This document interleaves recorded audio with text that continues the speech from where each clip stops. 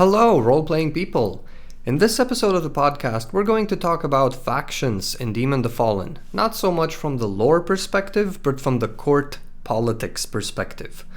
So let's present the factions and their goals very briefly to know what we're working with. The Luciferians are trying to find Lucifer, regain him as their leader, and resume the war on the heavenly host.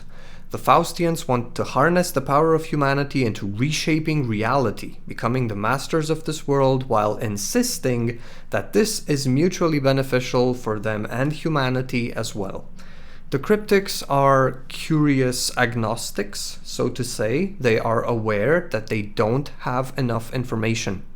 So their main goal is to gather intel, consider their stance carefully, then make a choice after they've understood what's actually going on. The Raveners believe what's left of the perfect world they once built is just beyond saving. The world is dying and in agony, and it's best to put it out of its misery. And the Reconcilers acknowledge the rebellion was wrong.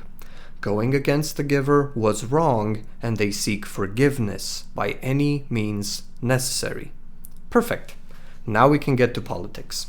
Some people have expressed their concerns regarding the possibility of making demon factions work together in a game that doesn't have all the player characters belonging to the same group. Indeed, the core rulebook will have players like myself believing that faction politics are everything, that this is how demons are organized, and these groups don't stand each other much, so individuals are segregated depending on faction allegiance. Not so. The first way the Fallen were organized was into houses. Then they joined legions, then the legions went off to do their own thing, then they were imprisoned, and during their time in the pit, factions were formed. Of course, it is safe to say these must have been proto-factions, and the final versions of these groups are the ones that emerged out of the pit and adapted their motivation to their means. They have all lost or gained something upon their return. We're talking powers or memories. So a Ravener who swore himself to destroying the world without exception or pause, suddenly finding himself in the body of a mother of two who loves her children very much, obviously loses some of the fervor and torment that instigated him into pursuing his destructive cause. A reconciler, upon having no more doubt that the host and the great giver are gone forever, might just break and become a Ravener, seeking to undo a world that is hopeless and devoid of meaning. A Faustian is obviously faced with his biggest chance in harnessing humanity's potential after having witnessed multiple summons from the pit, eagerly awaiting his own summoning and escape. Speaking of escape, you never really know where you're going to emerge upon your return from the pit, and you will be very vulnerable until the memories settle down and you adapt to your host. Probably the first thing you're going to do is invoke Fallen you knew, probably your underlings, and see if any of them are around.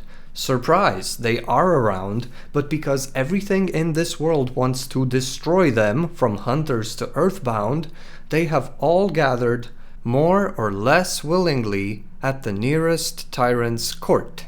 The court is one of the oldest forms of societal organization, like the one Lucifer had in his city man's bastion of Genhinnom, aka the Black Cathedral.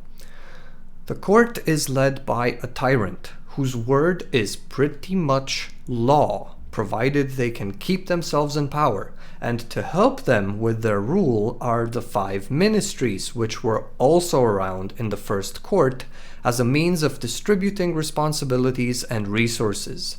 These are the Ministry of Eagles, the Ministry of Aurochs, the Ministry of Lions, the Ministry of Dragons, and the Ministry of Dust, each of them adopting a certain set of responsibilities and making and tending to certain resources.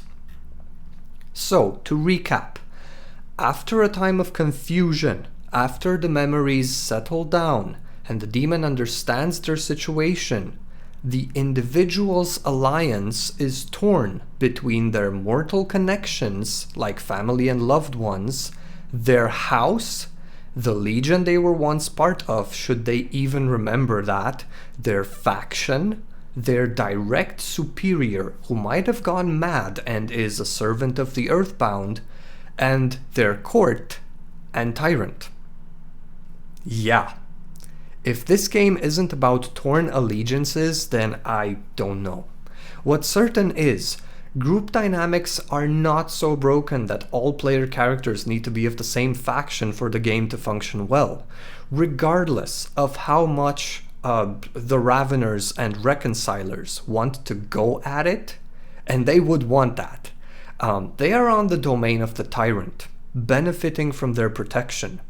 If the Tyrant has their own little version of what Camarilla vampires would call Elysium, then no aggression is allowed. You break the rules, punishment follows. And regardless of how fearless and aggressive some houses/factions might be, they are not stupid. They would not throw away their chance at living and feeling and being again and going back to the pit of nothingness because I'm a Ravener, I don't follow any rules. Well, guess what? You do. Hierarchy is ingrained into these beings, the Fallen, which is why they so desperately want to find their leader or a leader, because they've worked together for millennia, for eons, and they know just how much they need each other if they are to succeed. So there we have it. A brief look at the societal organization of the Fallen and the reason why different factions can coexist in the same place even though they might not really want to. It is unfortunate that the courts are barely mentioned in the core book and the ministries aren't mentioned at all, I think. I do agree that in absence of these things, group dynamics are very bad in Demon the Fallen, but hey, the book City of Angels really fixes this issue and makes the politics of Demon as much fun to explore as they are in any other World of Darkness game. Factions are not the most important thing, and while characters can't change their house, they can change their faction, and they can join another's court. So these things are mutable and very interesting to explore. Again, this game seems to be all about torn allegiances, and I think that is great. Take care, have fun, and don't forget to play.